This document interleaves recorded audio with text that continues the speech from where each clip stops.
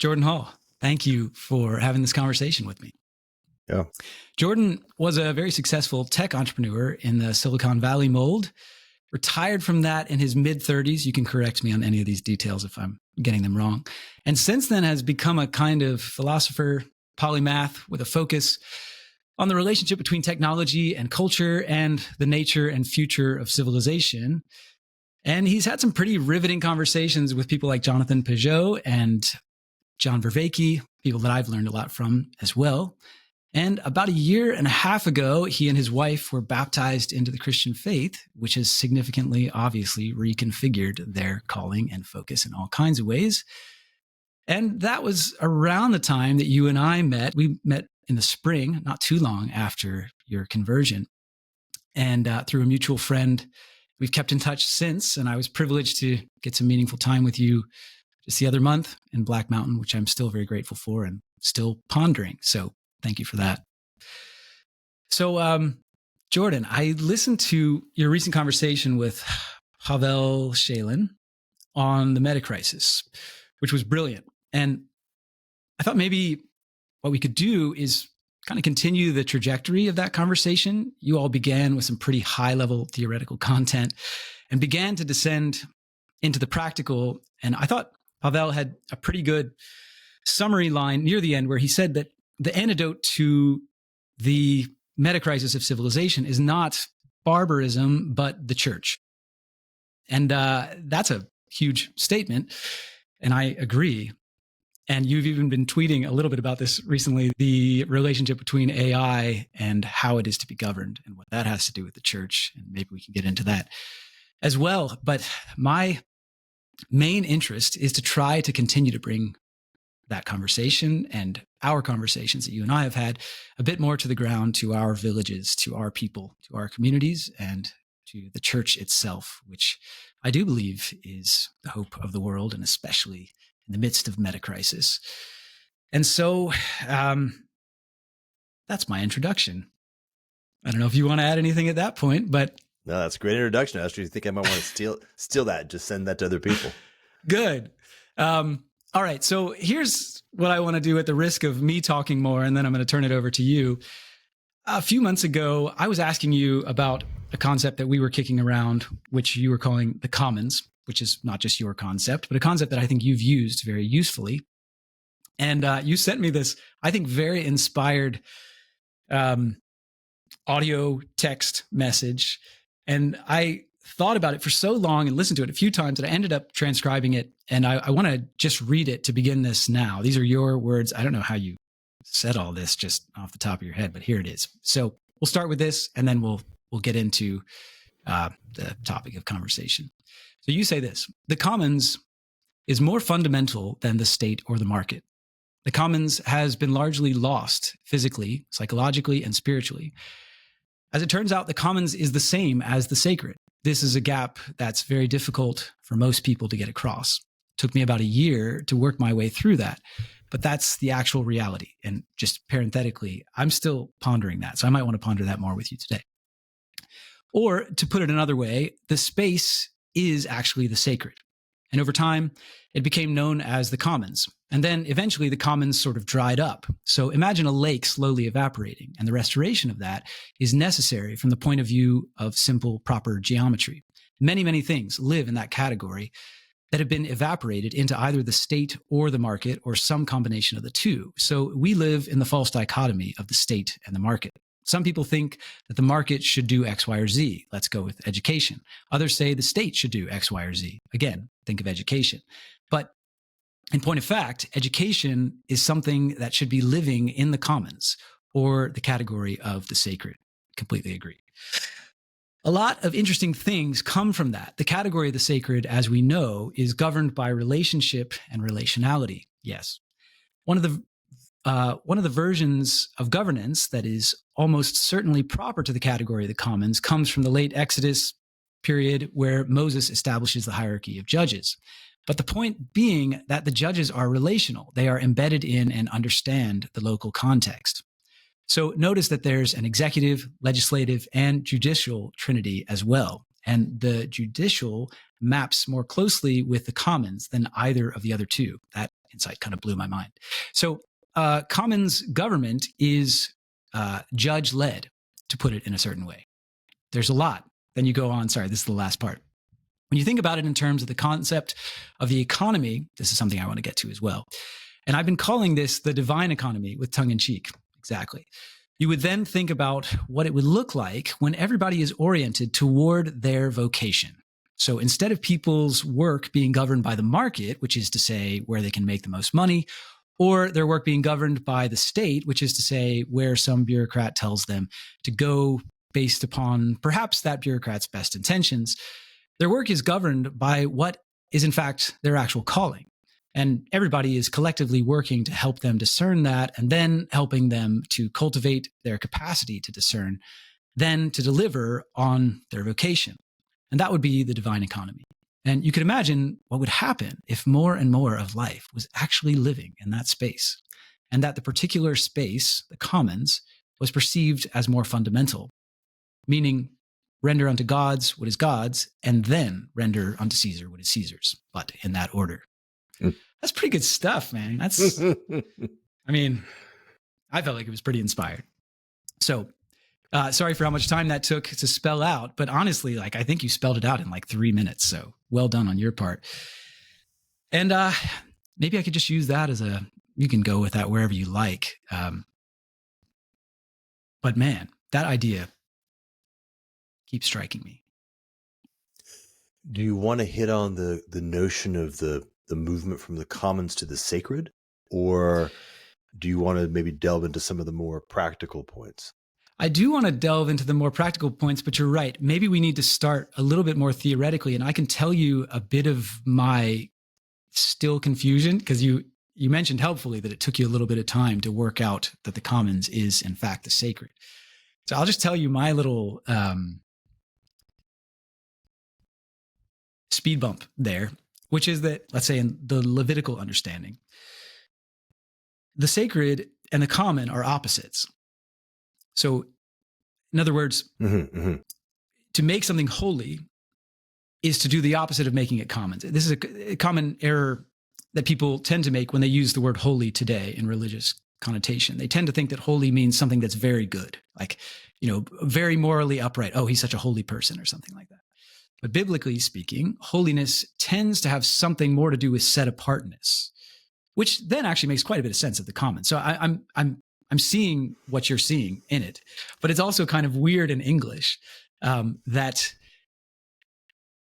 these things which appear to be opposites in let's say their original context in the Judeo-Christian tradition end up becoming something like the same. And maybe that's because that's sort of what Christianity does to it. It's sort of like the Sabbath is the set apart day that, at least in my understanding, it's not as though God said, you're going to have this one day set apart as holy, and that's the only one that I want to be holy. It's like it's the yeast that works through the whole batch. So if you understand that the seventh part is holy, then it's sort of it becomes fractal, right? It's the seventh part of everything. It's every seventh year. It's every 7 times 7 years. It's every seventh moment, maybe you could say. And so it's fractal both up and down the scale. And so maybe that helps to solve it. But that's my first little hang up is how is the commons the sacred? Nice. So one thing that came up for me that maybe, sorry. Whoa. All right. Check out how this happens. This is performative. We have to actually, this is a, for anybody who happens to watch this, the key thing to keep in mind is that Ross and I will have to enter into relationship. We'll have to enter into the sacred in order to be able to even participate properly in this conversation. As Vervaeke would call it, dialogos. Good. And so that by itself tells you a lot.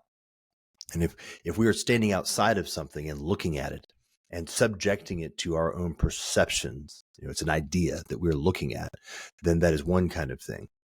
But the thing we're talking about is something where we have to actually be in it, amidst, right? That notion of amidst and being in relationship with each other and with the sacred.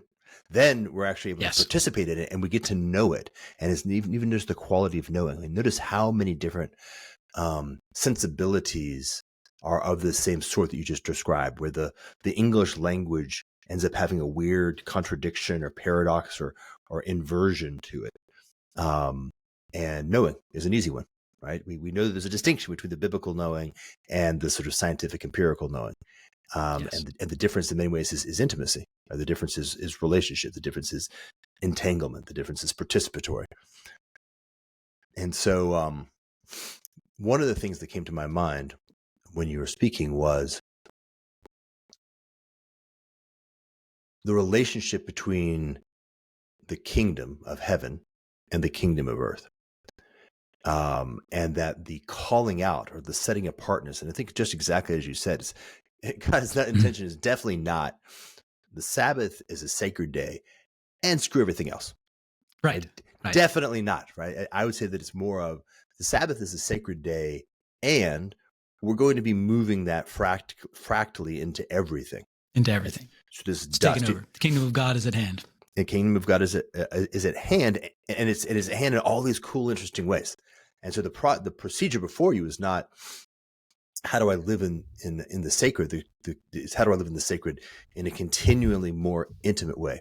And just like visually, just think about this notion of how a fractal structure works. Have you ever seen what's it called? I think it's called a Sarkovsky square. I'm not quite sure. There's two. There's one's a triangle, one's a square. Kind of rings a bell. Mm-hmm. The basic idea is you have a triangle and you make like a triangle inside of it and you get rid of that. And then you take each sub-triangle and do the same thing. And so what happens is it evaporates into a dust, but it never goes completely away. Yes. And I think, by the way, this is the version of what eternity looks like on this side of eternity. That's a huge notion I'm just putting out there. I've had a lot of conversations with people about the, what does it look like in, how do I say this right? I don't even want to go there. Let's just leave that aside. Anyway. Are you saying, sorry, just to clarify a little bit of that, are you saying that the disappearing element is part of that? Like that we are participating in eternity now, but it is sort of asymptotic in that it's sort of like approaching something that we cannot see. And it's asymptotic in the macro, the meso, and the micro, right? So it's in between every word. And it's also in the arc of the bigger picture of time, and it's in the moment that we're living in, right? So it's that kind of thing. It's the yeast that works through the whole batch. It's working through the whole batch. Yeah. And in every direction, all kinds of weird ways and not unpredictable, which then, of course, applies a lot of things about how do we live in that context. Yes. Okay. So then the proposition that I'm making, and that was the way that it landed for me, was I initially started with just the state and the market. And I was thinking about that and realizing that there was a very large number of things that, how do you say it? They enter into a certain paradox when you try to think about them properly, like education. And you're like, this doesn't make sense. What's going on? Oh, the insight, the classic notion of insight. Right? You notice there's another term that isn't part of the model. Yes. Okay, what's that third term? And now, so we're just kind of like moving backwards in time. That's all that's really happening. You're moving backwards in time. Okay, so for the past 200, 300 years, we've had the state in the market. Now, prior to that, there was actually a concept of the commons that was part of the world. And the place where it still remained somewhat alive is actually the common law. It's a deeper substrate of law, even now in America, upon which legislation sits on top of. Right? So the common law is even more fundamental than the Constitution. The Constitution sits on top of common law. That's helpful. And it has, and notice what happens there, by the way, is that it fills space. It actually has a sense of continuity. It has a sense of wholeness to it because it has a sense of intimacy, right? You're the judge. When the judge enters into a particular case, that case is that case. Yes. And you can't do a civil law like the Napoleonic Code is the Enlightenment mistake instantiated in law. Hey, let's specify everything using a formal language. You can't do it. But in the common law, you can, because it actually is just an expression of the wholeness of complex relationality. And then applying that with judgment, with judiciousness to a particular set of particularities, to facts, which then requires that you have intimacy. You have to get involved in the reality of the specifics. It's an allowance for practical wisdom as opposed to just the letter. Yeah, exactly. So then as I began to kind of, orient on that's a category. What's in that category? Like, what's the nature of that category? And I began to notice a lot of things that really seemed to be properly sitting in that category, which we could double click on if we'd like. But the original model, right, the one that we have from the English history, was the commons as a piece of land that was shared in commons. But much more fundamentally, I guess the point there is that that's already a late stage stub where we see something, but it's actually not the essence of the thing. It's just kind of the remainder. It's already been largely erased.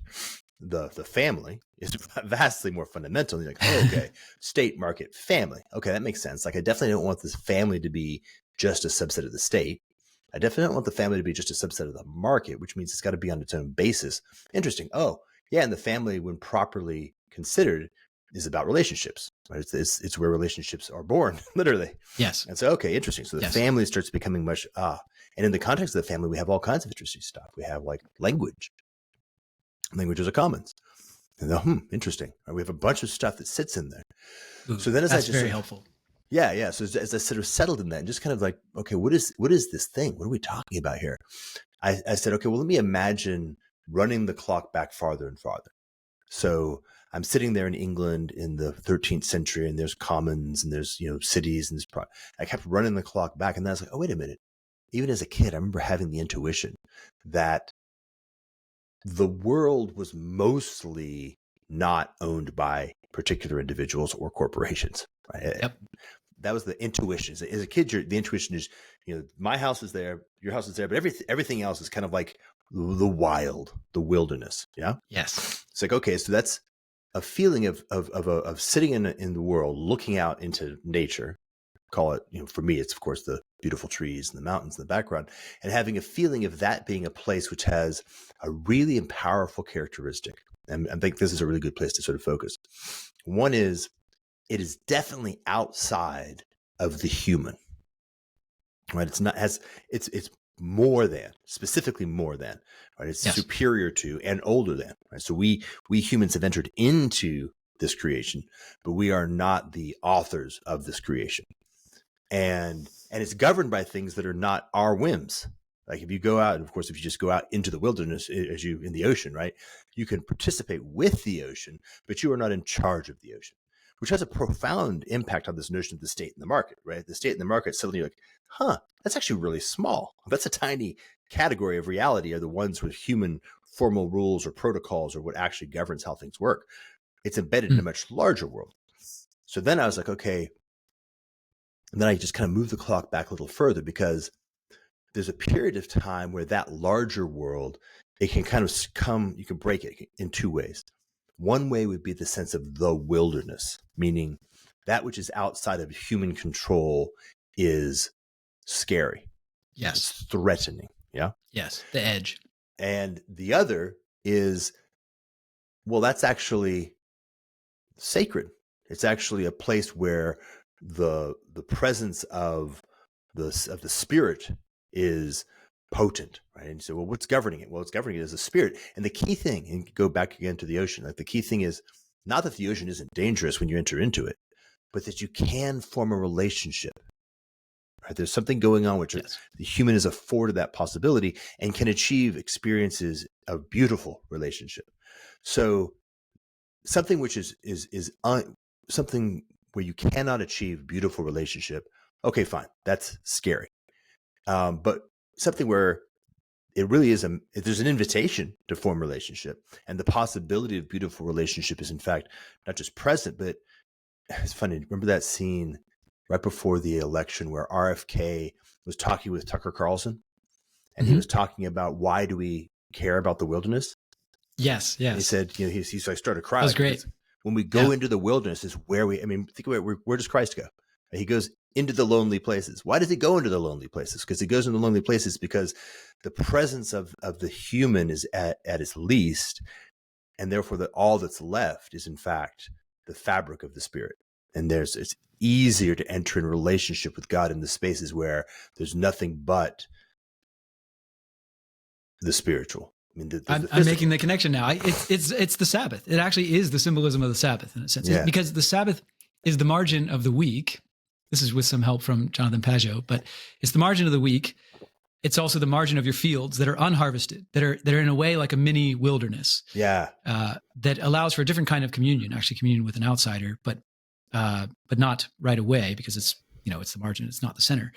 And the margin of your garments, that are unkempt. It's all the unkemptness. It's letting things go back to nature is in a sense what the symbolism, part of the symbolism. I mean, the symbolism of the Sabbath is too much to talk about, but part of it is the thing that man does not do, the thing that man has no hands in. It is not the work of your hands. 6 days shall be the work of your hands. The seventh is just, it's like the parable Jesus tells of the farmer. He says the kingdom of heaven is like a farmer who's planting his crop and then he has to go to sleep. Yeah. And he doesn't understand this other thing that happens. Of course, he does his work. He understands the work of his hands, but he doesn't understand how the crop comes out of the ground. First the seed and then the sprout, or however he describes it. And he wakes up and he's like, there it is. That's that. And he says, that's what the kingdom of heaven is like. So to me, that's a Sabbath principle in itself. It's like part of the work is to stop working and let things be what they are. Anyway, that helps me to make a connection. To what you're saying. And okay, so then let's transition this to vocation, for example, to the divine economy. So let things be what they are, right? Already we're implying that there's a nature to things. I think reality is real, and that there's something that allows us to relax and say, okay, my job is not to make reality what it is. My job is merely to perceive what reality is and then learn how to come into proper relationship with that reality, which is one, doable, which is nice. That's a good thing that can be done. And then two, this is now another theme is coming up of where one of the things that's going to be happening. This is think Pavel, the conversation I had with Pavel. One of the things that's going to happen as we go through the portal of the resolution of the Metacrisis is a new simplicity. Yes. One of the characteristics of the Metacrisis is an overwhelming combinatorial explosion of complexity, which is, in fact, overwhelming. And people will go into one of two basic modes when they run into that. One is that they will shut down and they'll enter into something like depression. Anxiety will just get so high that the system just begins to shut down because they can't handle it. Or they'll lose their minds. Right? They'll go psychotic. They'll become one with the combinatorial explosion of complexity. But on the other side of the Metacrisis, as we finally make our way through it, we enter into a new simplicity, a tremendous relaxation and easefulness, which is governed by, but characterized by things like being nurtured and nurturing. Like you just think about how to the truth degree things give you anxiety. Now just think about the other side of that. It'll be quite peaceful. Peace, right? The notion of peace. I feel like all of these things were experienced in a microcosm in COVID days.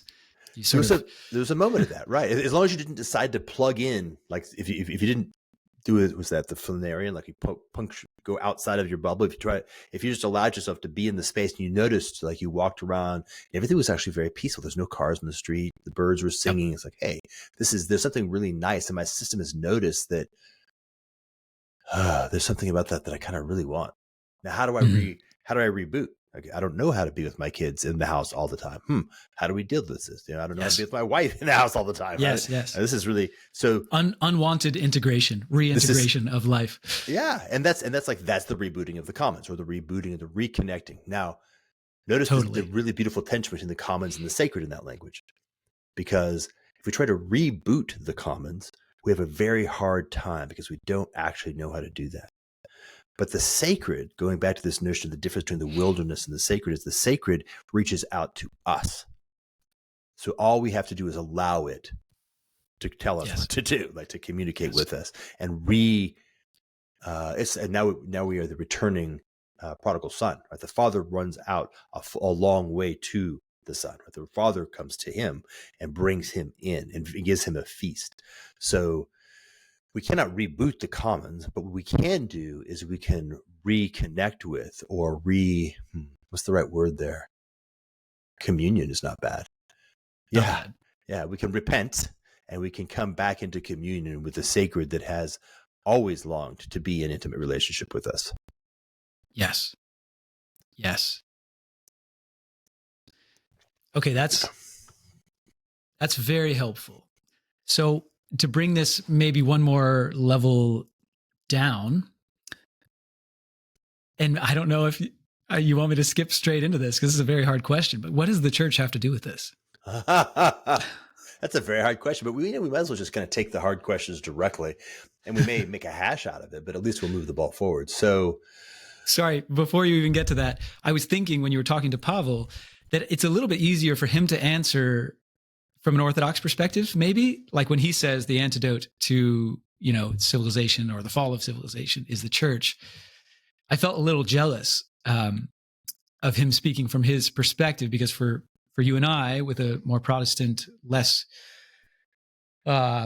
centralized, less institutionalized evangelical side of things, I think it makes it maybe a little harder to answer, but maybe you wouldn't agree. Sorry, go on. Well, okay. Let's just do it this way. Because many people, that when I sent that tweet out on AI, and I said, yes, I'm in fact saying that the only possible way to govern AI is the church. One of the immediate responses is, well, which church? Do you mean the Catholic Church? Do you mean the Greek Orthodox Church? Do you mean the Antiochian Orthodox Church? Right? And you're like, I mean the church. I mean the church. And we could kind of just do the same thing we just did to say, well, let's just use the word ecclesia for a little while. Like, I mean the ecclesia. Oh, well, the ecclesia is like the Sabbath. Right? The ecclesia is the ones that have been called out, the ones that have been called. So I definitely can't mean the form of that body that has been formed by being poured into a particular context. Right? We could make it like very, very precise. While I really like using the Greek language when I'm referring to things that were originally written in Greek, it is not the case that the truth is Greek. Right. It is not the case that the truth is Hebrew, in spite of many people maybe preferring that to be the case. There are many things that can be learned by looking at the Hebrew, but it's not formally, right? The truth is poured into a language, and there's certain characteristics of what that language affords. There are things that cannot be said in English that can be said in French, for example, and vice versa. Mm-hmm, mm-hmm. But the truth is bigger than the language. The church is bigger than the form of the church into which it has been poured in a given context. And so the question when we have is something like, what is the essence of the church that allows us to begin to orient towards how that shapes the kinds of questions we're trying to ask? And is there a way for us to be thoughtful about how the form of the church, which it must always be formed in some way, there's no way to avoid it, how we can orient towards a form of the church that is, how do I say it right? I think the right term is actually instrumental. Let's just be precise. And what I mean is, we are almost always betrayed when we take the form for the essence. Mm-hmm. We are definitely always betrayed when the form takes itself as the essence and begins to perpetuate itself at the cost of the essence. Right? This is sort of a very common experience we see many, many, many times. Something, let's just go with, say, education. The function of education, which is a living thing in some very profound sense, is poured into a particular form, which is helpful because we can communicate it more clearly. We can repeat it. We can refine it. We can collaborate on it. This is why we form things.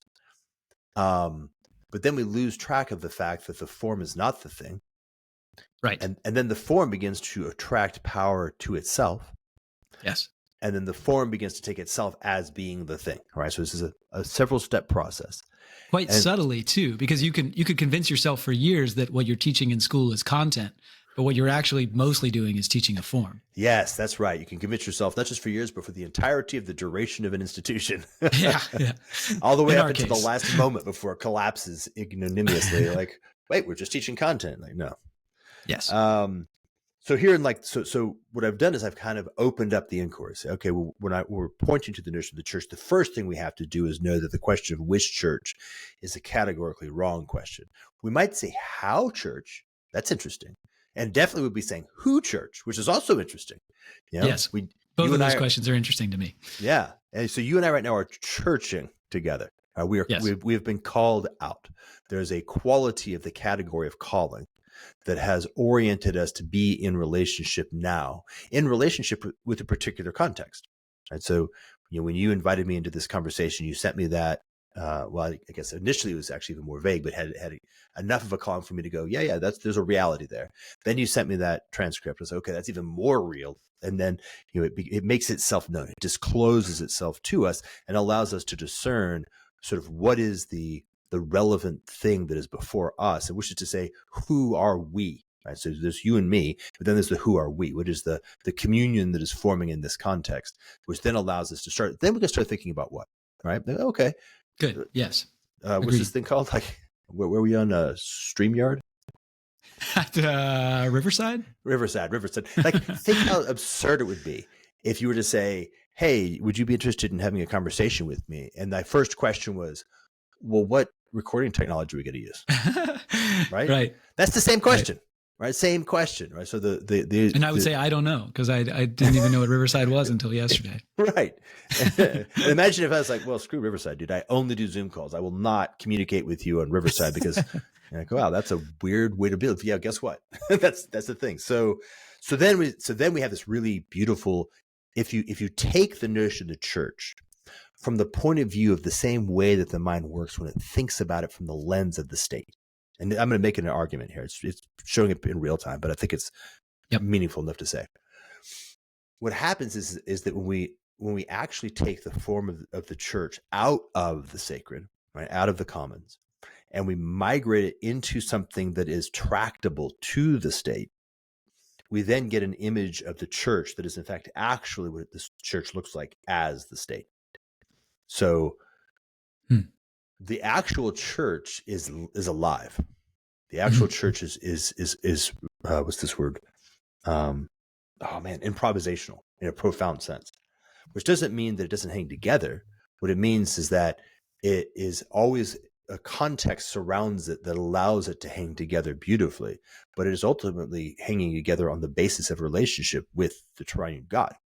So that's the church. The church is the body of Christ. The church is the cultivated faith of individual human beings, learning how to be in deeper and deeper relationship with the triune God, and therefore coming into deeper and deeper intimate relationship with each other, governed by the judgment of God. Yeah. Yes. That's the church. Yes. And the judgment of others fractally down the. Fractally down. Yeah. In this case, a very powerful fractal, because the judgment of others are strictly subordinate, but also, what's that word? Catholic, pushing things down to the edge. Oh, I don't know. They have a really good governance concept, which is, it basically means subordinated, but, it doesn't basically mean subordinated. What it actually means is the inverse of subordinated. The local has render unto the local everything that the local can handle, and only move to a higher level of organization if it's strictly necessary. Good. Yeah. Right? Okay. And notice, by the way, that's more of a heuristic than a rule, because the very nature of what's the rule, it's a governing rule that governs the ability to make governing rules. So it's a really nice construct.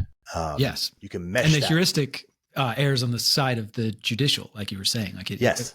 Common context, an intimate context with that which you are judging. Yes, exactly. You can see how that works. That's actually how it works in the judicial, like in the United States. The court, the lower court actually has decision-making authority. The upper courts don't have decision-making authority. They only have rule of law authority and to some extent procedural authority. And so the Supreme Court does not rule on the facts of a case. The Supreme Court rules on what is the rule that governs. Yeah. Yes. Or the interpretation of it. Yes. Yeah. So, okay. So let's reconnect. So we wandered about what's the resync. Yes. I kind of want to do the divine economy for a little bit. Good. That's the main thing I like to talk about. Oh, nice. So, so the way that I guess I said it in that audio was just to make a distinction between the market economy, the state economy, and the divine economy. Now, many people might have a hard time. Like, state economy doesn't make any sense. Just bear with me. I'm just market, state, divine. Mm-hmm. And economy in this case means how we get stuff done. Right? So it's not a particular thing. It's a subset of human activity. If I need to figure out how to get food on the table, that's the economy. If I need to clean the house, of give and take. Nice. Yeah. So then the market economy is, okay, how do we get stuff done by means of the protocol of how money supports people in making choices, right? That's the market economy. The state economy is how do we get stuff done by means of the methodology of humans in hierarchical relationships making their choices top down, directed. The divine economy operates in this category of the church, meaning it operates in the category that the highest point, the transcendent, has ordinated some calling, which is in your nature. Like you are created with a nature, a character. It could be very top down and very bottom up. Right? Bottom up, you are created with a certain set of skills. Is that the quote from the movie? Yes. Right. You're Liam Neeson. A certain things to which you are attracted, things to which you are naturally talents. Right. It's funny. All of these words are Christian words. These are Biblical, all like biblical words. And the question is this, this beautiful dance between you with yourself and those people who know you best, helping you to discern within yourself where are your talents and where are your talents best applied. And the balances and what's notice in the sense of care, right? When we're living in the space of care, there's not a real tension between what is most beautiful use of your talents for yourself and what is the most valuable deployment of your talents for the larger community. Right? In a sense of care, we discover that that's actually a win-win. Right? I don't need to make a trade-off.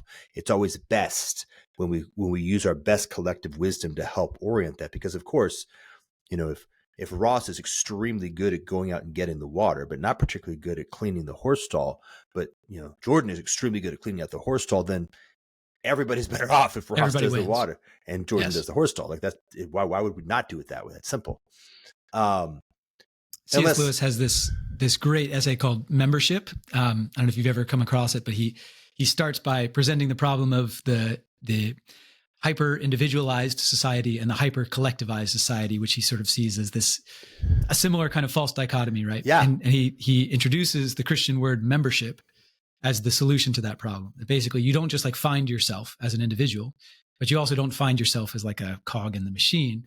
You find that you actually are one pretty distinctive member of a body which has a head, which is not you. And when you find your place within that body, you find where you are needed and both who you are, which sort of solves both problems at the same time. Yeah, I mean, I think this is just correct. As simple as that. I mean, I think it's just great. And to use the framework, it is part of this category. It's like, hey, this third category is real and more fundamental. And historically, the reason why we may have difficulty in imagining it or operating with it is really twofold. One is we've now gone through a good 5 centuries or more of the erasure, evaporation, elision of this category, meaning both that it's our ability to the habits, the methodologies, the applied practical wisdom, and even the notions of it have ameliorated tremendously. And then the other is that this category operates at the level, at the pace, and at the scope of intimacy, which runs counter to our intuitions. Right? We live in a world where the intuition is scale. The intuition is the gigantic. Absolutely.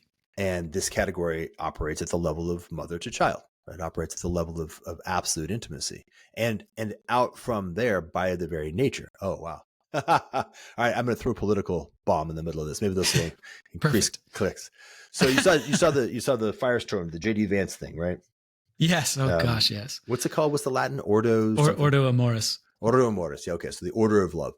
And oh yes, that's right. We even talked about it on Twitter. Yeah. And so now we're at the point. Like this is the point. Love is not. How do you say it right? Love is practical. Correct. Right? Love is. It's real. not just a raw material resource to be doled out. And it's not just a snap of the fingers. Right? Like it's not a snap of the fingers. I can embodied. I can imagine love, but my imagined love is not the same thing as the actual love. Right? To actually love my daughter is a seriously intense thing. Right? It requires that I be incredibly present to her actual reality. And I mean, it's off the charts levels of difficulty to be able to actually love, and that has nothing to do with a feeling of warmth in my heart, or even less That's right. to do. You're using the word sentiment. It's not just a sentiment. It's exactly. It's a commitment. It's a bodily commitment, and more than bodily. And of the same category as like learning how to play the violin, like of the same category as learning how to paint Guernica, right? We're talking about like it's a commitment. Yes. And ergo, like, click, ergo, it has a proximity limit. You just can't love somebody over there in the same way that you can love somebody over here, because you haven't got the time on relationship with them. Even at the worst case, like now there's sentiment. Sentiment is nice. There's a sort of a field of sentiment. And I think at the outside of that was like the field of benevolence, like just a general orienting basis of how we should enter into a possible relationship with any human. All that is correct. But we should never take merely being benevolent for actually loving anyone. Yes. And we can talk about that very practically. Like this, the thing about love is it's, again, wildly complex. You enter into a relationship with your kid and you're like, man, they're going to do this thing. And this thing is probably going to really hurt a lot. Your teenage boy getting his first girlfriend, you're like, oh man, he's going to suffer mightily, some deep ways. And that's exactly what needs to happen. Right. So you're able to have, but you can only do that because of the intimacy, because you're in a space of incredible earned deep care over, in this case, between 12 and 17 years, depending on his development. Yes. And that you know who he is, right? You know him. But even the kid over there, like the kid in his class that you've known for 8 years, you don't know what's the right way for him to be, because you just haven't got that. And that we're talking about like a kid that you've known. You actually know this kid. You know this kid's name. You coach him in soccer. You care about him. Take a kid across the city you've never met. It's impossible, right? The whole point is it's actually impossible. It's not part of reality. It's critical, right? There's reality and it's not part of reality. And it's really, really important for us to make it through the metacrisis that we understand reality and we cleave to reality with just incredible intensity. Because we're in a world, by the way, I'm sorry, I'm going off on Jeremiah out here, but we're in a world where the forces of the world are very much pulling in the opposite. Right? We're in a world where we can more and more enter into our own solipsistic dreamland. We can fabricate fantasies like crazy, and that will be the end for us individually and all those who evaporate in that direction. Those who cleave to reality, and increasingly therefore cleave to reality together, then have something that they can hold on to that is true and real, and then ultimately then has the possibility of being good. Yes, the virtual is multiplying the problem of disembodiment, which has always been a thing. Too much heaven, not enough earth. Yeah, well, it's actually the devil's version of heaven, right? The devil says, "Hey, how about if I said Eden? How about I drew a really sweet picture of Eden? Now, here's the good news: I can pull that off. You can pull it off. Like you can imagine Eden right now." And you can even kind of pretend that you can feel the warmth of the sun of Eden on your face. But the problem is, not only is it not Eden, but every moment that you're orienting towards that, you're orienting away from the actual kingdom of heaven. Right? So which is where heaven meets earth. Which is where heaven meets earth. So so there's a lot there. But you notice how all these things begin to implicate each other. Like they're all very, very much combined. And if you can hold them properly, what may have felt like a bit of a random walk through a certain set of ideas, it's because their orthogonality, or their apparent difference, reveals something about the larger fabric of which they are woven. Yes, absolutely. So how does this intersect with, or does it intersect with your idea of civium, which I think was an idea before even you became a Christian? But are you seeing the intersections there? I mean, maybe what comes to my mind is that you were picturing that we would, as a civilization, or let's say as a post-civilization, return to a smaller village way of doing life, yet with the added benefit of having a way of virtually connecting in the way that cities used to do physically. Yeah. So I think there's two themes that are useful to establish at the outset. One theme is It was actually the contemplation of civium, and specifically the endeavor to actually participate in it. I remember at the outset I said for us to do what we're doing, we have to actually enter into dialogue directly. Yep. Very clearly, as I was going through the process of thinking about civium, it was quite clear that the only way to actually to perceive it was to participate in it, to endeavor to embody it, even in the smallest amount, and then to work out from there. All right. So that journey leads me directly to the church.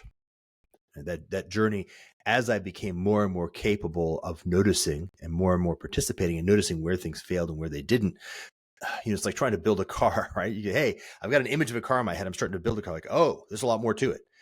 Same thing, right? Oh, there's a lot more to it. And then I'm sitting in my church in Black Mountain with this, like you imagine in my mind, like this big checklist of things that you need to see in something like civium. And then I'm looking around going, wait a minute, they're actually doing all the things that are on that checklist. Like, wow, this is actually the thing that I was writing about. It was the thing you were groping towards. Turns out it had already existed. Yeah, for 2,000 years. And in a beautiful, lovely way. By the way, an important insert here. I was sitting around the campfire yesterday with a couple of the guys from church, and I was just kind of reflecting, go, man, boy, my heart breaks for all the people who have been betrayed or hurt by their experience of church. I can tell you that it can be beautiful. It can be wildly, deeply nurturing good in a fashion that meets, this is a funny way of saying it, but meets the kind of applied specification of what a vector towards utopia would actually look like. Yes. Right. So that's important, right? It's not really important. If you've had a local experience of it being shitty or hypocritical or whatever, I'm here to tell you that may have been not the whole real thing. Yes.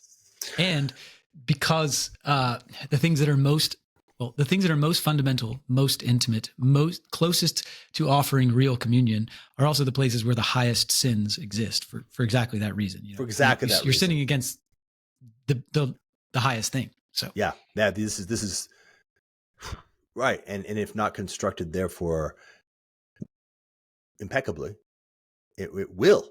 I can and then will.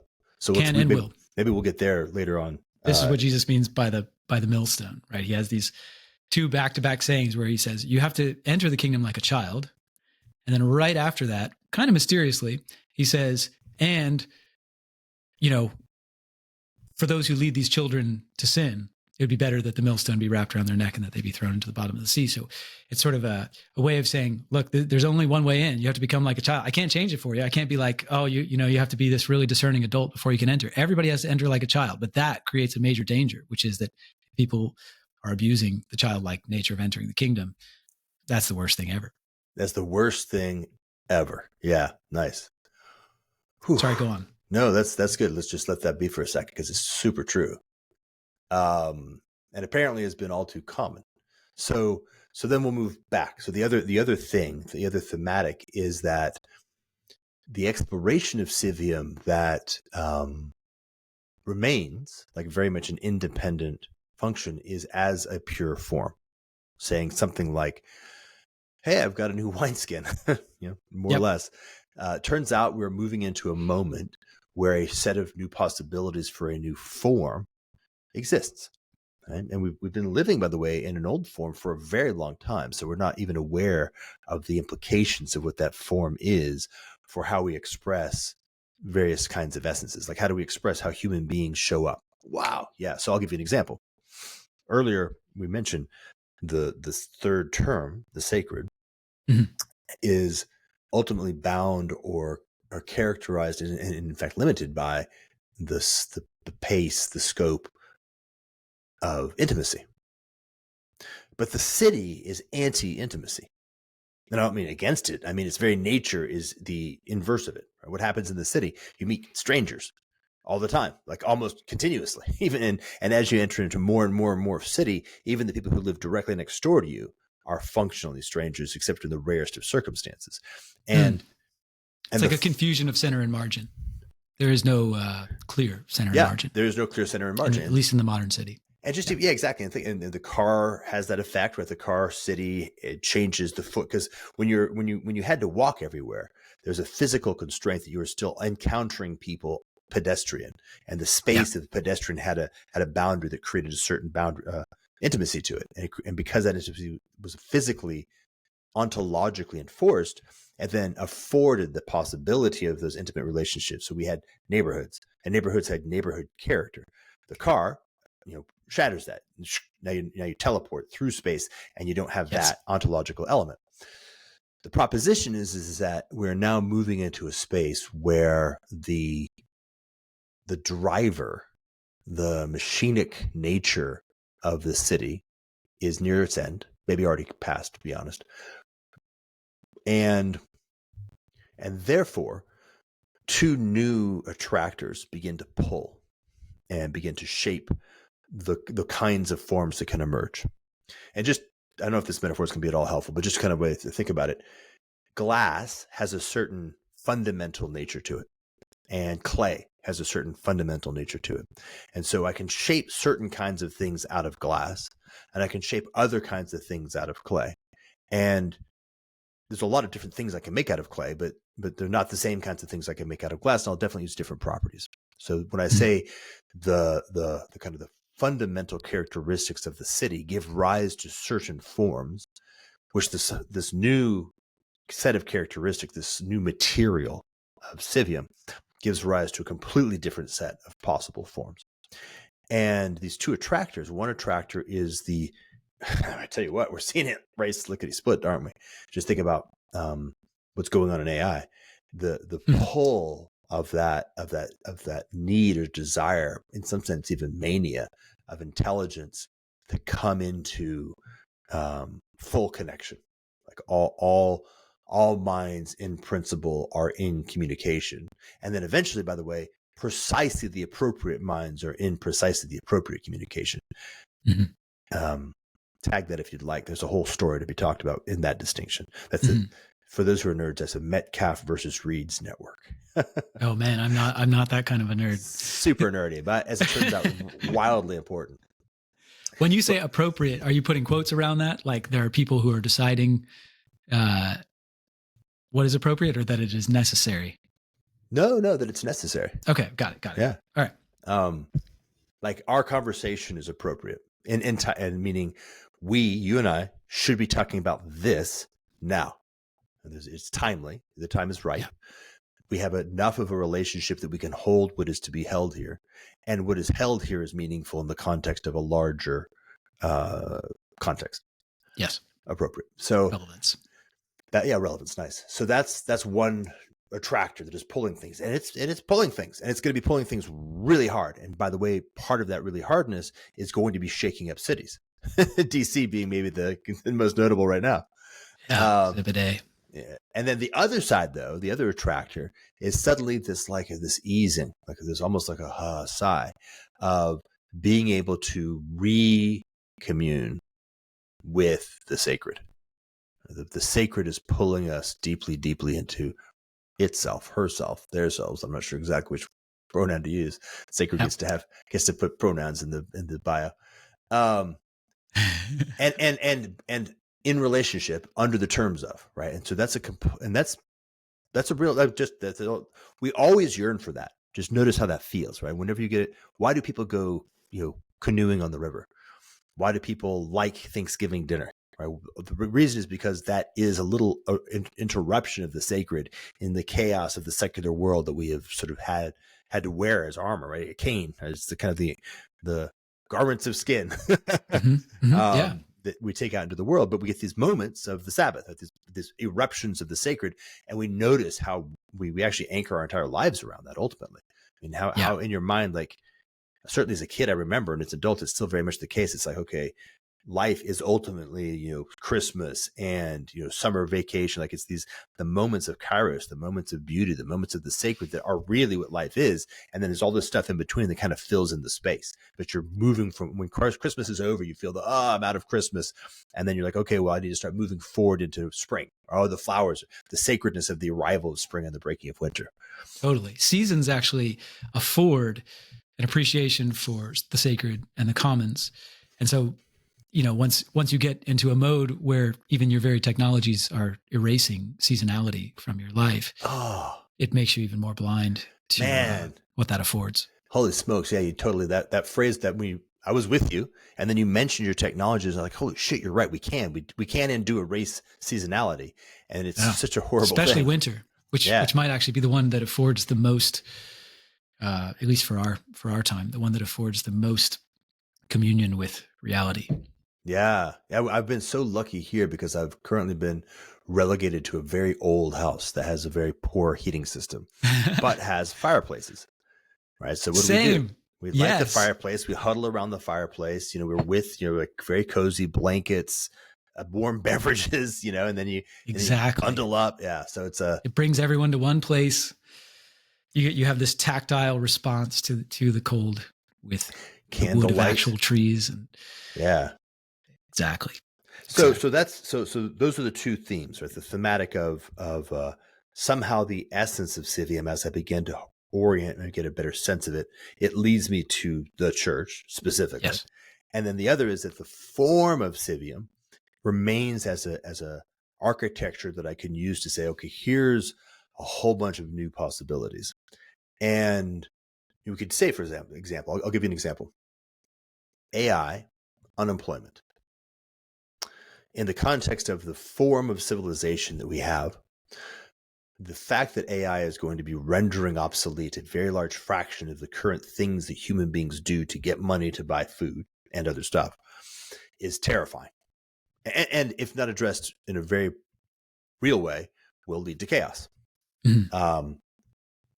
In the context of something like Civium, what we begin to discover, and or let's say the divine economy, we begin to discover that it's equally plausible that it's actually profoundly liberating, because you no longer have to make this distinction between what is my job and what is my vocation. You can say, oh, what is my vocation? My job begins to take care of itself.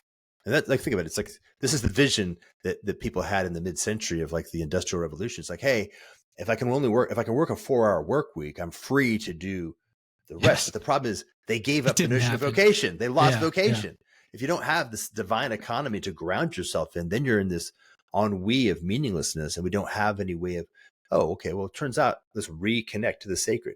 If you can, wait, so how do we get out of that now? How do we not make the same mistake? Well, so here's what I think was the problem. This is what I think I'm going to be doing an empirical analysis.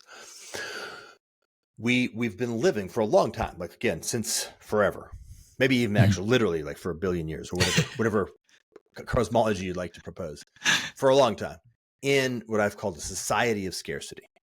And what I mean is a society that takes as a premise the fact that scarcity is a fundamental characteristic of our lived reality.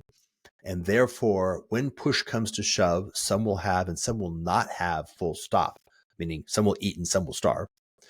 And that push could very likely come to shove, right? So that's that is the problematic around which everything is oriented. That's the central theme.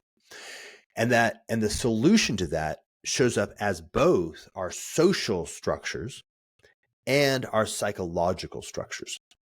Right? So we have to live in a world where we are, well, I mean, very practically, well, if I don't work, I don't eat. Right? Don't work, you don't eat. Okay. Yes. And if you don't have that psychological frame, then you might not work. Well, but if you don't work, then the social system begins to break down.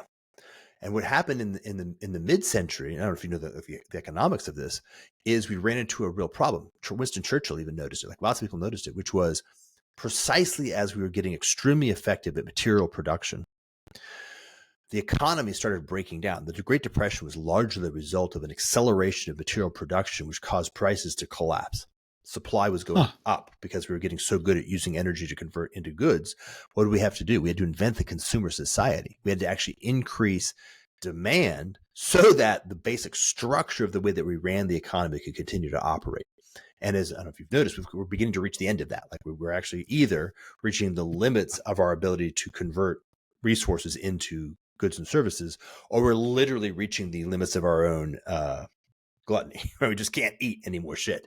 And I would say even in the culture of the church, you see that kind of consumerist mentality bleed over. And so it's become a plausibility structure, even that invades the sacred. Even that invades the sacred. So that was a thing. Like that actually was a problem that was run into. A solution was innovated, and there's a lot of stuff that happened there. We had to build the debt-based economy where people could actually have the ability to consume more than they, all this stuff, and advertising and marketing to convince people to buy more stuff. And the United States as the consumer of the world to allow us to push this entire economic model out to everywhere, and then the migration of the Chinese to the middle class. It's a whole bunch of stuff to make that possible. But the point is, that's all ultimately based upon the particulars of a set of institutional structures on how to do the thing.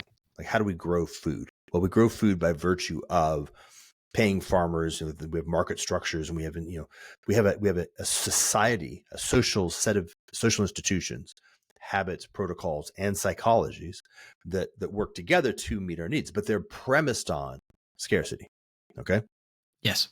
And so we reached the limits of that. We reached points where the scarcity was actually beginning to go away. Like in the beginning in England and then in the United States, we had to actually invent new shims. We had to shim the system, because the system became the essence as opposed to the essence become the essence. Now we're entering into a point where I would propose that the answer is we have to actually say, okay, what does it look like for us to design a society of abundance?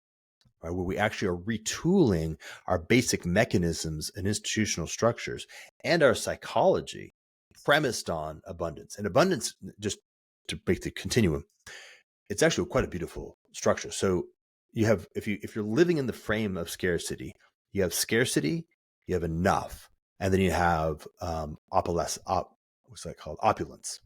Mm-hmm. Okay, remember opulentia? If you're living in abundance, you have abundance, and then you have something like just enough. And abundance is not the same thing as opulence. Opulence is when you have a massively more than you need version of scarcity. Abundance is when you have a superfluid amount of what you need, which allows you to continue to expand your own nature into a higher degree of possibility. Totally different categories. And so retooling our entire way of being in the world and with each other and with ourselves on the basis of abundance is very much at the center of this restoration of the sacred. Here's the good news. The good news is the sacred is yearning for us to participate in that fashion. The sacred is intrinsically oriented towards abundance. That's what the abundant life is to be in deep relationship with the triune God. Right, is the abundant life, and the triune God does not have you. So, what happens in scarcity when you win the lottery, and you move into the opulent, is you become dissolute, because you don't have the motivational structures that continue to move you forward in something that feels like meaning. Like, well, why do I go to work? Well, I got to go to work.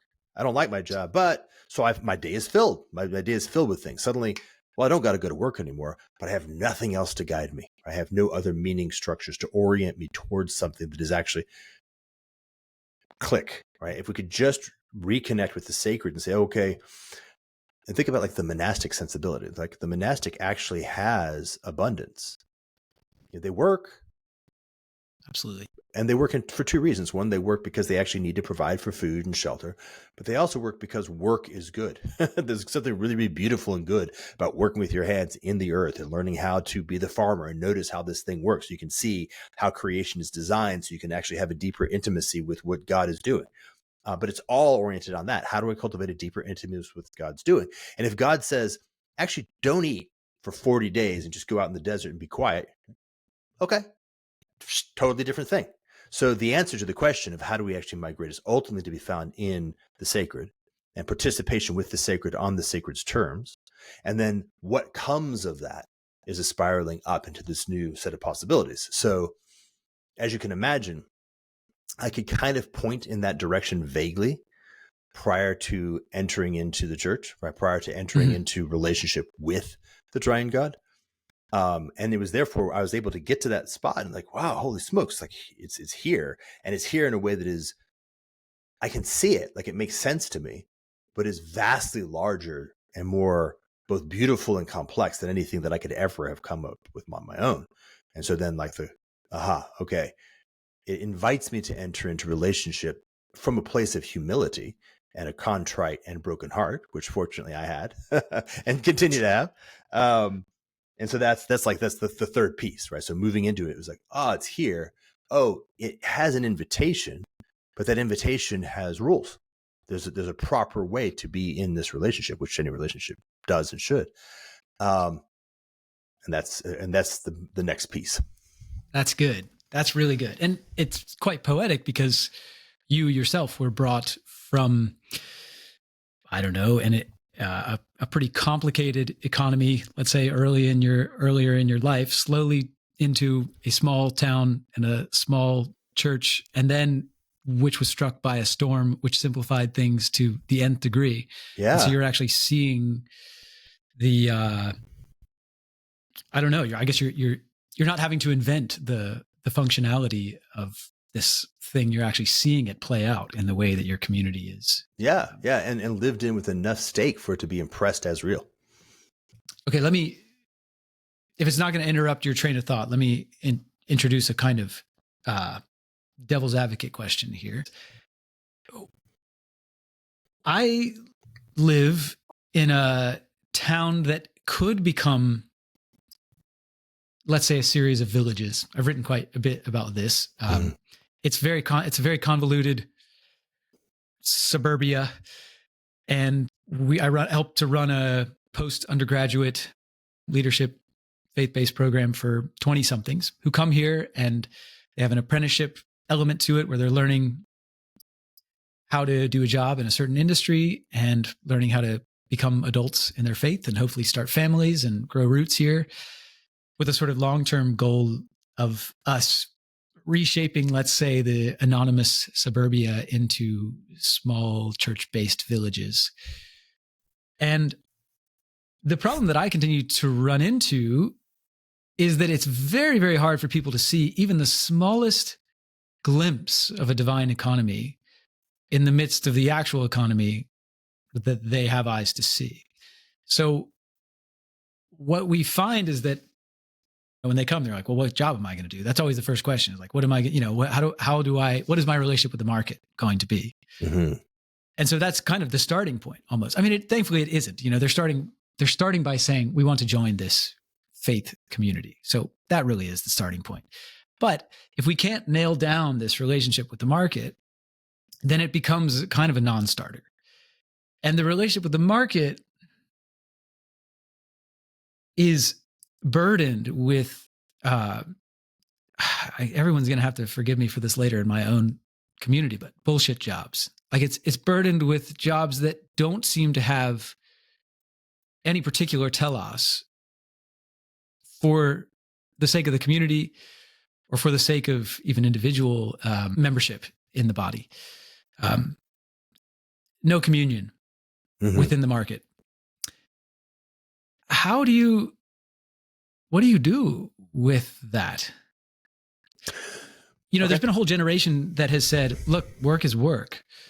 You just have to do what you have to do to bring the paycheck home for your family. And then you make the meaning in the rest of the time. But the job itself is going to be Excel spreadsheets. If you're white collar, or it's going to be turning a wrench if you're blue collar or whatever. Like just think about, the coal miners or industrial revolution. Yeah. Generations. Yeah. And so it feels like there's very little plausibility structure in my world for the divine economy that you're talking about. So my sense of this is a sort of a 3-step process. And I don't know necessarily like 1, 2, 3, but it may be triangle or something like that. So one is taste and see that the Lord is good. Well, we live in a world where our taste buds have been radically messed up. Yes. So we can't actually taste. And this is, by the way, a real metaphor. It's a real thing. If you've been drinking Coca-Cola out of the bottle, you're going to have a really hard time enjoying water. That's just the reality. But guess what? You need water. Yes. So part of it is a remediation, a process of beginning to cultivate discernment, or to, and I'll put this precisely, to recover the discernment you had as a newborn. And a newborn has impeccable discernment. It's a very narrow band of things for which that child is discerning, but it's, that's a nipple. I know what to do. Simple. By the way, I hate to say this, but that bottle, That's step one of screwing up somebody's discernment. Like, that ain't a nipple. What the hell's? Oh, well, I guess right. better than nothing. That's a good example. That's not milk. That's, corn syrups pretending to be milk. Like, that's real. Like, actually at the physiological, biological level, disrupting your ability to discern in reality what is in fact proper, needful, good, and wholesome from that which merely enables you to continue to survive. And so, as you said, it's at the level of every human being alive, very close to the moment of birth, and for the most part, for most of development, and for 10,000 years has been subject to this separation and jamming of our discernment capabilities in relationship with these other capabilities, which I don't even know what to call them properly. Coping mechanisms, exactly, is the right term. So there needs to be a protocol, a process of reorienting towards discernment. And this, by the way, I think is a multimodal pedagogy. Learn how to tell that certain things taste good. Be able to tell the distinction between something that tastes not as good and something that tastes better. Notice when something's too sweet, like just that level of like, which one of these is too sweet? That's too sweet. Okay, neat. You've got some standard. Now let's get better. And you get on the way. This is metanoia in the direction of discernment. Right? It's kind of a beauty first way of looking at it too, right? It is. You're right. Yeah, totally. That's, I think, exactly right. Beauty first, like very much like at an embodied level, learn how to notice the more beautiful and the more ugly and begin to orient towards the more beautiful. And what you will notice is there's a continuous process, right? Once you begin to sort of cultivate, in this just case, like that's too sweet, you will notice that after a couple of months, things that you used to be able to just love, you can't even tolerate anymore. Like you can't even consume them at all. And your discernment has become more and more refined. And you'll also notice that other elements of your life that don't seem to be related are participating in this, because the faculties of discernment are water has been poured on the desiccated plant. So that's one. And that is irreducible, right? There's just, we are car wreck victims and we have to relearn how to walk. Done. Yeah. Two, and this, there's maybe one is tuners to this. Two is the process of being able to actually ground in something which is akin to vocation. And this has maybe two elements to it. One is from the point of view of individual and corporate discernment. What is your talent? What are you called to? What does that even look like for you to participate in that? And how do you begin to start experimenting with different possibilities as your own discernment is increasing? You're beginning to notice that, and you're beginning to notice the qualities of meaning, the qualities of satisfaction that come from doing the thing to which you are called, which you couldn't even have perceived if you haven't cultivated that discernment in the first place. And then, of course, the other side of that is, and there's a feeling of safety, security, contribution, participation, membership. I'm not just out on an island acting as a carpenter because carpentry is my calling, because as Lewis said exactly right, your calling is a calling in the context of participation in a community. So without a community that has some aliveness to it, that has some reality to the embodiment of that community, your particular vocation is in fact lost at sea, right? It's actually really not meaningful. And is it fair to say, I mean, sort of saying this tongue in cheek, but like the market is not a community. The market is anti-community. It's very important. But this is not like obvious to people, I think, in some ways, at least not in my world. Okay. Well, it seems like it. I will say it very, very precisely. And we can actually do, here's the logic. So first we're going to say community, and then I'm going to say over here society, right? I'm just going to oppose these to each other. So when I go to a foreign town, say I go to Chicago, and I walk into Starbucks and I order whatever nonsense they currently are selling. And I provide a piece of money to a person whose name I don't know and will never know. And they ask me my name so they can write it down on a cup, and they don't really care, and they probably spell it wrong. And they give me something which is probably going to poison me and vaguely taste okay. That's society. All right. Community. I walk into Recess here in Black Mountain with people who I know the names of all the people behind the counter. They know my name because they actually have met me sometimes in church. And I know a good third of the people in the environment. And we actually care a lot about the taste, the quality, the money, the well-being, the characteristic, because it's a part of the living center of activity for the town, right? So it's there and it's there. Community. Coffee. Different. Now, yes. Now I have to add a third. Community actually is connected to communion. Communion precedes community. If you don't have communion, and here I am very specifically speaking of the Eucharist, I'm speaking of actually coming into relationship with Christ, and with Christ building the body of Christ with other people. If you have that, you will be able to have a living center from which community can extend and upon which it can sit. If you don't have that, then community will drift to society, because its center ultimately will become governed by the logic of the market and the state. It's amazing how everything you just said is almost it's just a straightforward representation of the Sermon on the Mount. If you take one of the main themes of the Sermon on the Mount being storing up treasure in heaven rather than treasure on earth, and then you have to make one little adjustment, which is to remind ourselves that when he says store up treasure in heaven, he doesn't mean when you die. He means that there is an invading kingdom now, that there is an invisible bank which gives you a kind of treasure, not just when you die, but now. And then there is a visible bank by which moth and rust destroy whatever you're keeping in there. And so anyway, that it seems to map very well onto what you're saying, that you could enter into a community, let's say, and make your decisions based on things that moth and rust destroy. You could even start a coffee shop and make your decisions based on things that moth and rust destroy.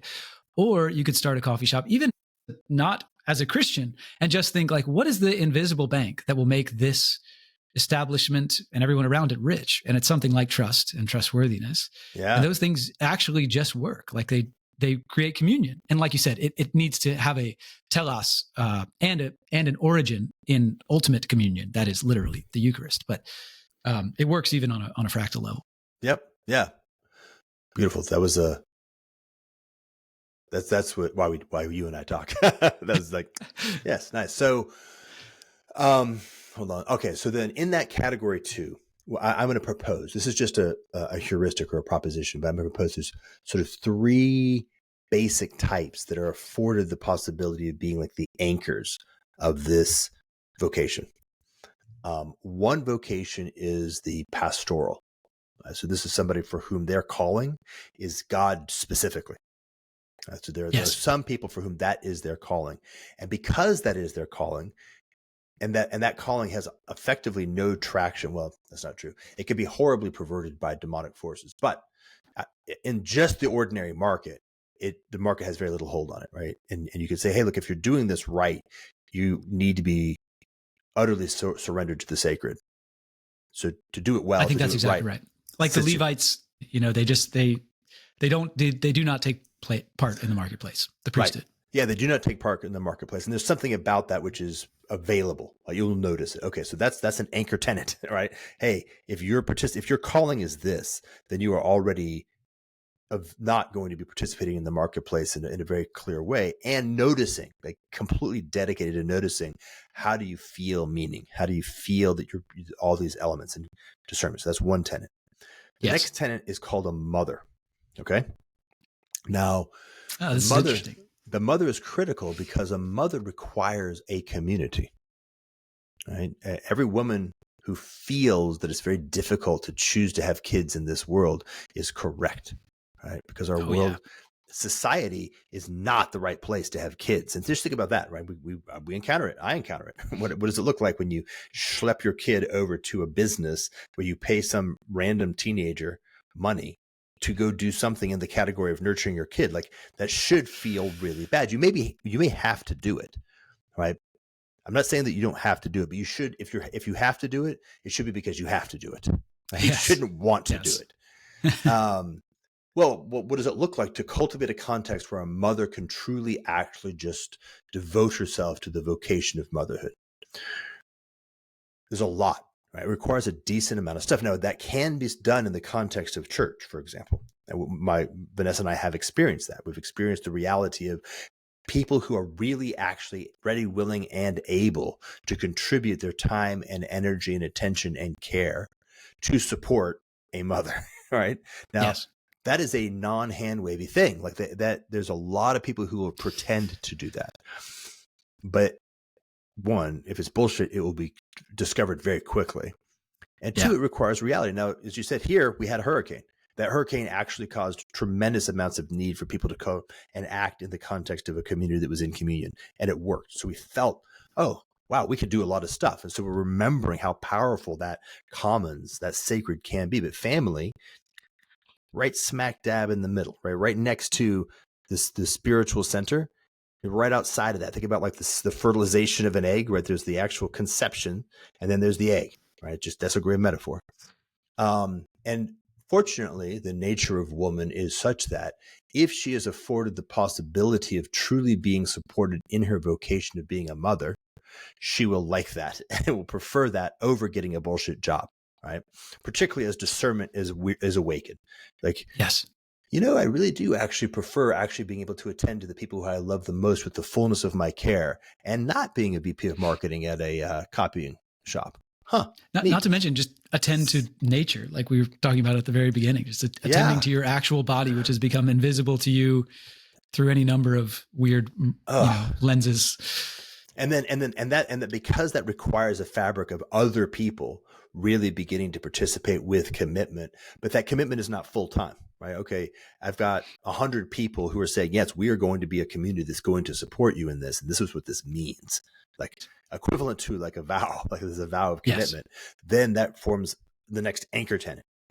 The third anchor tenant, which is harder, but it's one that I think is available, is the equivalent of like the knight, K-N-I-G-H-T. And it's to say, hey, this is a spiritual war. What we're doing is to think about the redoubt, like think about the boundary around the outside of the home, right? So the mother and the priest are inside, right? And there's one's in the church, one's in the home, and we need to protect that. And young men, what we need you to do is we need you to have the level of discipline that is equivalent to and greater than the level of discipline that the boys who charged the machine guns in Normandy had, because what you're doing is that important, but it's spiritual. So it requires a higher degree of subtlety. You have to have in yourself the ability to know that you're doing what you're doing for a purpose that is much, much larger. And if it requires you to die, then you die gladly, like you will die on that hill. The reason why I call that out is because that strength lives, right? That's a vitality. That's a thing that I think men in general, frankly, are called to that. Like it's part of our nature to say, yeah, that's right. Yeah, I need to protect something that is of utmost value. And I need to have the level of commitment and discipline necessary to truly protect it. And, when you're sitting there, you've got no idea what it is to protect. Or even worse, you can't protect it. Like you're watching your children being destroyed by the world that they are in, and you can't do anything about it. Then you are ultimately, how do you say it right? You become the one who wounds your own heart because you know that at the end of the day, you're failing. So the call out is say, hey, I'm not calling you to have a job. I'm not calling you to be a carpenter first. I'm calling you to be a warrior first. Vocation first. And that vocation is going to be like you need to hold on to that vocation, not because you enjoy this, but because you recognize that at the very, very bottom of it, the primary calling that you have is to protect that which is of utmost value. Right? So that's the proposal. That's the proposal I have. Then finally, Roman numeral 3. So that was all Roman numeral 2. Roman numeral 3. Here's the really good news. AI is going to evaporate all your bullshit jobs anyway, brother. AI and robot is just going to come in. Why don't you just say that from the beginning? I was just whatever bullshit job you've clung to with your fingertips, it's going to be yanked out of your hands at like lightning speed. And just, if you'd like, just for the moment, just be right now a useless bureaucrat in Washington, D.C. And you woke up and you went to the laptop to check into your bullshit job, which you actually kind of hate, but you worked hard to get it. And it kind of gives you some ability to have power and money, whatever. And you can't log in. What the hell's going on? Oh, I have to move from wherever I live, probably like Ibiza, back to DC to work at this bullshit job. And I probably would get fired anyway. All right. Just think about that and then multiply that by everything. I mean, maybe not everything, but 99% of things, particularly the bullshit jobs. So it's kind of helpful, right? It's kind of helpful to know that you have already actually jumped out of the plane. This is not a question of whether or not you pull the ripcord and decide to have a parachute. We're not on ground deciding whether to get into the plane. We've been in the plane for a while. You've come up to the door. We've jumped out of the plane. We're plummeting through the air. That's the ground. It's coming fast, right? It's a very, very different mindset. So Now, many people are very, very good at bullshitting themselves, right? Deception, self-deception is sort of a primary human skill set. So you can say, hey, look, but the reality, the beauty of it is that ground is real and it is accelerating, and more people are going to be unable to bullshit themselves as it's coming. So you can say, hey, we have a parachute, right? The parachute looks like this. The only thing you have to do is you have to commit to living in this way. Now, you have to commit to cultivating your discernment. You have to commit to finding your vocation, and you have to commit to a level of commitment to that vocation that is strong enough to connect you to that way, and then begin to live together. So that's what I propose. Yeah, Communion you have to, first. Yes. But just to go back to the Sermon on the Mount, seek first the kingdom and his righteousness, and then all those things can be added. All the other things. But if you seek the other things first, it's just disintegration. I see it. The reality is in Helene, the church helpers, like the people who came in, the churches here and the churches from outside, they rushed in. Like it was 80-20, 90-10. And the 10 wasn't the government, right? The 10 was other people who were really, really committed to helping. But the people who were part of the church, it's already a group. It's already organized. They already know that self-sacrifice and helping other people is the right thing to do.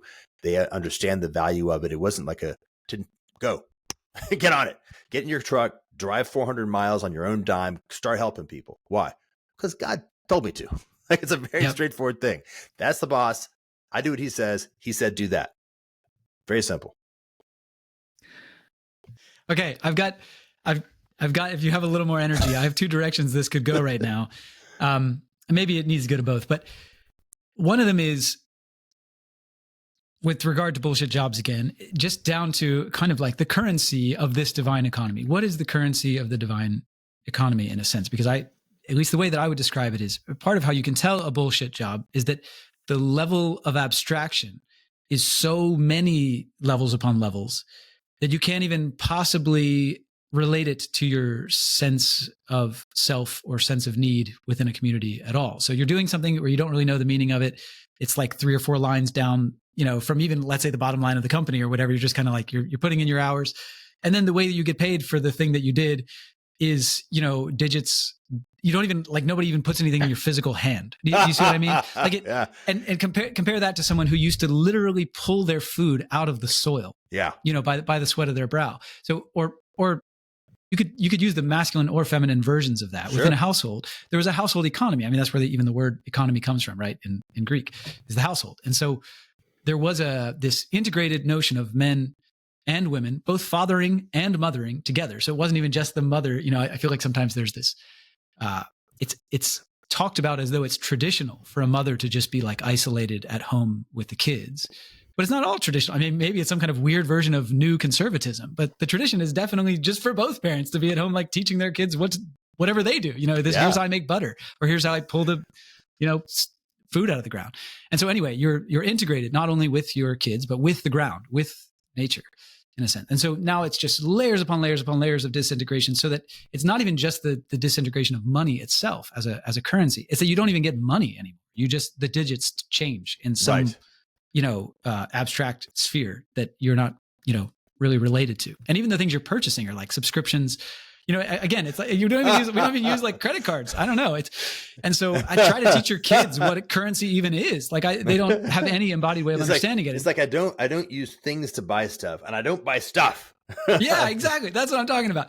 And so, I mean, just the amount of, to go back to, this sort of satanic virtualization of everything is happening. I don't necessarily mean satanic as evil. I mean it as a sort of stand-in. An antichrist might be the better way to put it. A stand-in for participation. It's like oh, look how heavenly everything is. It's not meeting earth in any way.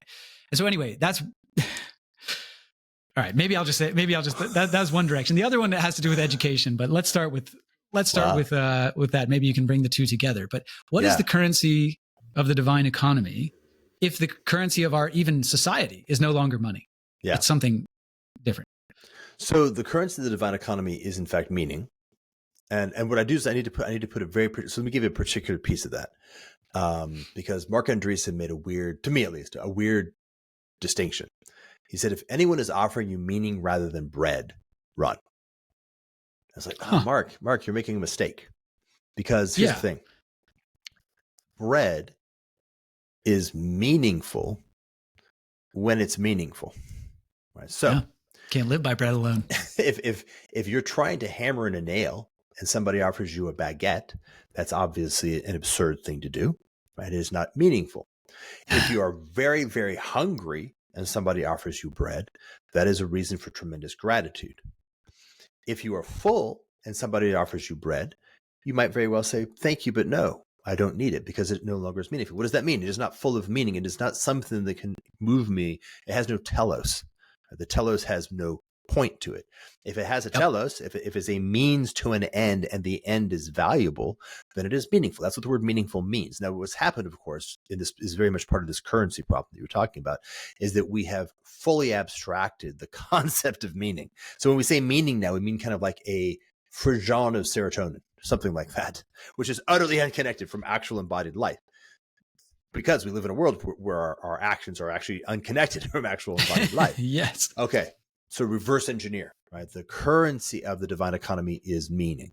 The currency of the divine economy is purposes that are aligned with values and deliver that telos, right? So I have some hierarchy of values and I have clarity on that hierarchy of values. I really know what my values are and I live my values. I actually live the life that I believe is the right life to live.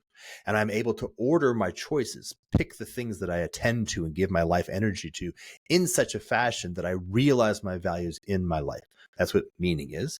That's the currency. Now within that, there is a meta currency, which is relationship. And so the thing that is the most valuable is relationship. The thing that is the most valuable is relationship with the triune God, right? So we can, there's your hierarchy of values. So the meta currency of the divine economy is relationship. I am building my ability to be in relationship as a primary value and a primary purpose. The relationships that I form on the basis of my ability to be in relationships with cultivate my identity. They're who I are and provide the most basic form of education, which is my ability to be who I am in relationship with the people with whom I'm in, and ultimately with God. And then at the lowest level below that, right? It's a three-step, a pyramid at the bottom there. This field of relationality is that which guides and orients me towards those engagements with reality that are the ones that will be the alignment of my values with my purposes. Therein is the divine economy.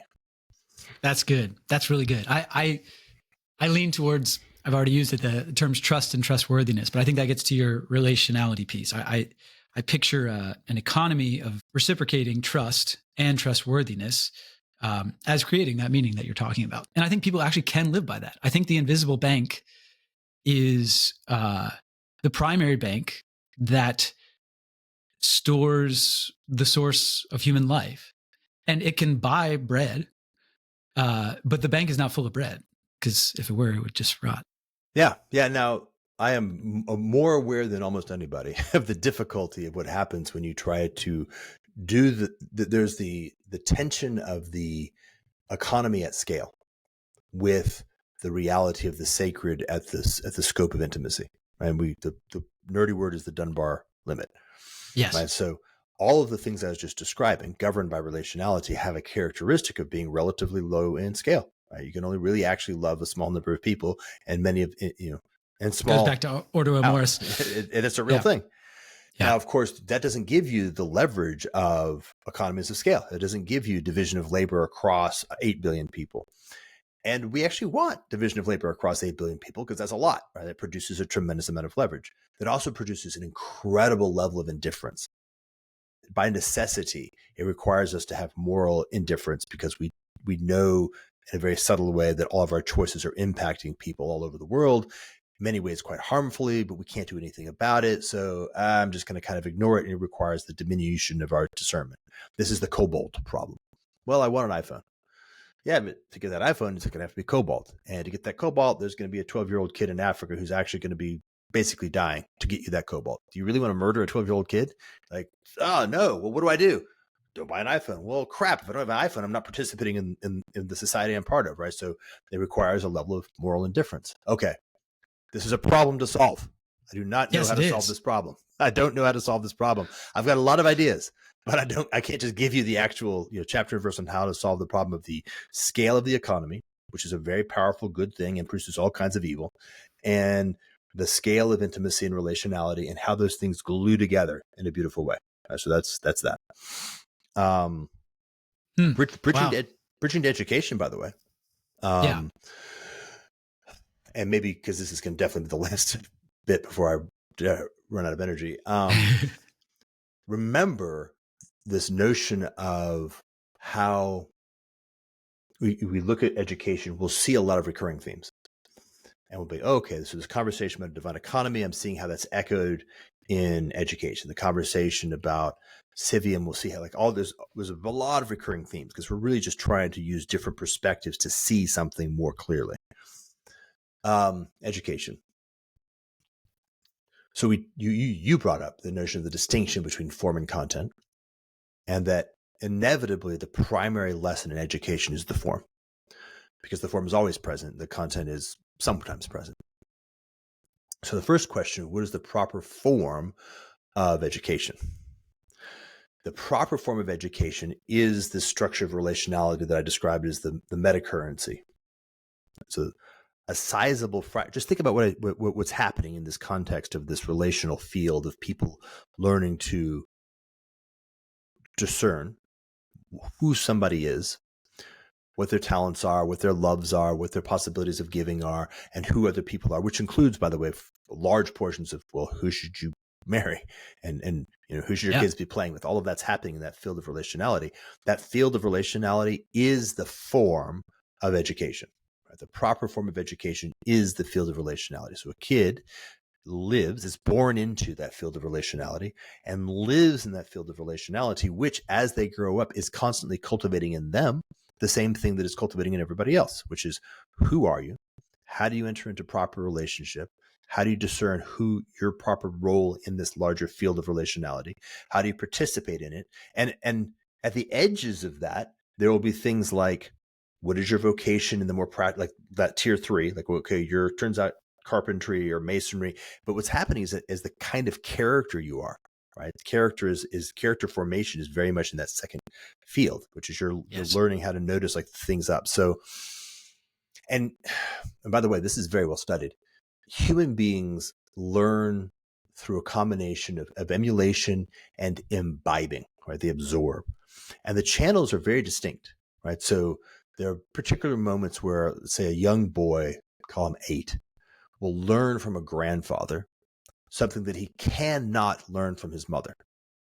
Right? The archetype of grandfather, the typological role of grandfather, is the one for whom the channels are open. The boy is looking to emulate and absorb from the grandfather. Right? So this is in that field of relationality. There is a grandfather. It doesn't have to be exactly your biological grandfather. In fact, very well may not be, but somebody who fills that role and has themselves oriented towards noticing that a sizable fraction of vocation is participating in meeting the needs of other human beings, and particularly their children. Right? So a sizable portion of every human being's unique vocation is nurturing other people. Right? So something like, say, 50% of your time in proper community is just meeting the developmental needs of other people by giving them what it is that you have to give them and which you may be uniquely positioned to give them. Right? So, I show up in a field of, like, let's say a bunch of kids. That kid, he and I can connect on something very specific right now. She also has something where she needs something from me very particular that I can give her. And that's like learning that level of discernment and giving it. That's actual education. Let's just mutually supported holistic development, maybe is a better way of putting it. Because I want to get away from the notion of like pouring content into an empty vessel, because that's nonsense. It doesn't work. It isn't a real thing. And it's actually quite hazardous. But mutually supported collective development, that's the thing. And the form of it is this field of relationality. That's good. That's good.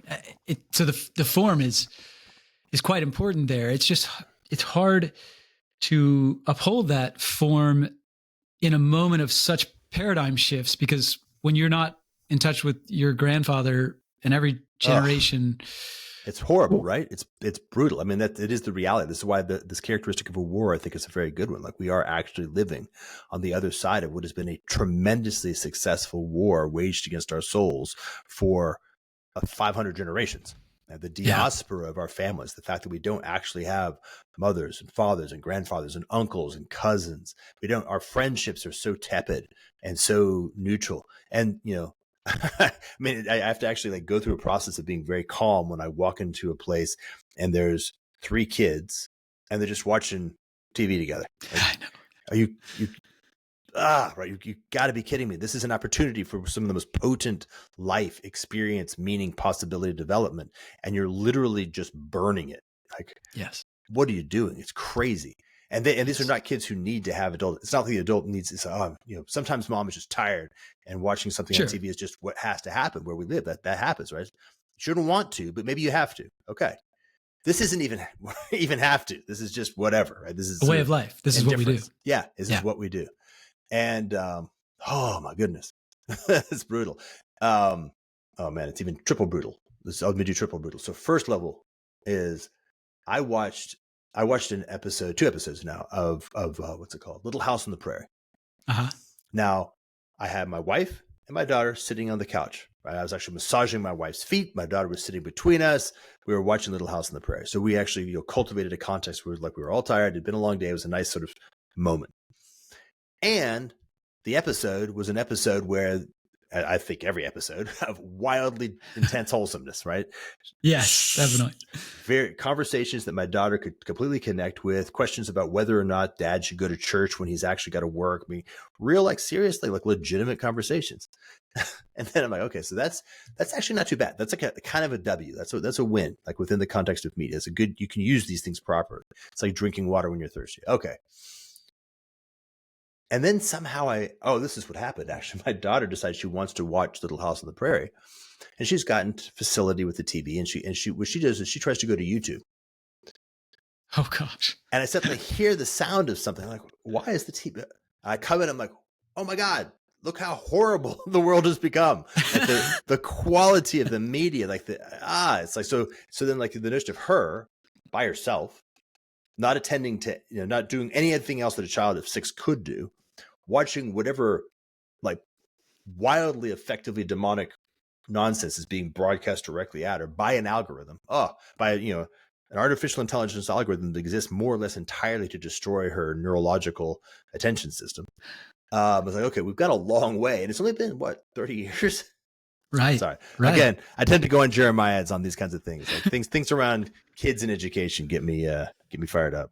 No, I'm with you. I think what both of those problems, both the problem of, I don't remember how you termed the first problem of how you have sort of a locally sourced economy when like tons of it is just not going to be locally sourced and you're going to be totally disintegrated from it. Yeah. And then the second problem of form in education where you don't have, let's say, the continuity of culture or generations to keep some steady form going for the sake of children, which is like, if you can't do that, like how can you even be a child? How do you even become adult if there isn't continuity? Yeah. So one of the things that I think is useful for me, at least as kind of as a modern, is to say, okay, look, it's probably going to take a long time for me to live a somewhat moral life, right? Like I was baptized in October of last year, and it did not turn out that the next day I was sanctified, right? I was not, in fact, an actual image of Christ completely 100% the next day. It's going to take a couple more weeks before I get all the way to the end state. And the same is true of all of the other systems that we live in. Like it is just the reality that we're going to have to say, look, first, at least start walking in the right direction. Consciously choose to begin walking in the right direction, which beautifully enough, we actually have exactly the image of that. First, repent. Second, sin no more. Yep. All right.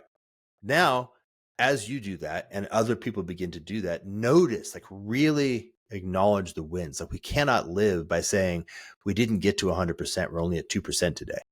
We say, well, yesterday we were at 1% and we just got double. We just had a double. We're at 2% now. We got to just know that we actually are moving somehow towards the right direction.